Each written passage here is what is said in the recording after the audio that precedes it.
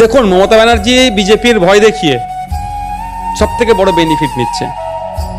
যদি কোনো দল মুসলমানদের ভোট, সেটা হচ্ছে মমতা ব্যানার্জি, তৃণমূল কংগ্রেস। মমতা ব্যানার্জি মুসলিম ভোট মমতা ব্যানার্জি ঝুলাই ভরে নিয়েছে ভয় দেখিয়ে। দরকার এখন হিন্দু ভোট, আমি কোট আনকোট বলছি। ওই জন্য দীঘায় জগন্নাথ ধাম করতে হচ্ছে, বড় হিন্দু শাস্ত্র হচ্ছে, তৃণমূলের বড় বড় নেতাদেরকে আবার দুর্গা অঙ্গন তৈরি করবে। ব্যাপারটা হচ্ছে একটা রাষ্ট্র বা একটা রাজ্যের মন্দির মসজিদ তৈরি করা কাজ নয়, কিন্তু এগুলো করছে কেন? হিন্দু ভোট পেতে হবে, 20% কি 25% হিন্দু ভোট তার লাগবে, এই জন্য উঠে পড়ে লেগেছে। ওই জন্য সংখ্যালঘুদের পরিচয় বলার দরকার, সব হয়ে গেছে। এই মুহূর্তে পশ্চিমবাংলার মুসলমানরা দুটো সব থেকে বড় সমস্যার মধ্যে ভুগছে, আতঙ্কিত। সমস্যা অনেক আছে, শিক্ষা, স্বাস্থ্য সব ধ্বংস হয়ে যাচ্ছে। প্রথম হচ্ছে ওয়াকাফ সম্পত্তি, মাদ্রাসা, মসজিদ, কবরস্থান থাকবে কি থাকবে না, মোদী সরকার, জালেম সরকার কেড়ে নেবে, সেটা নিয়ে একটা আতঙ্ক। দ্বিতীয় হচ্ছে ওবিসি সংরক্ষণ কি হবে।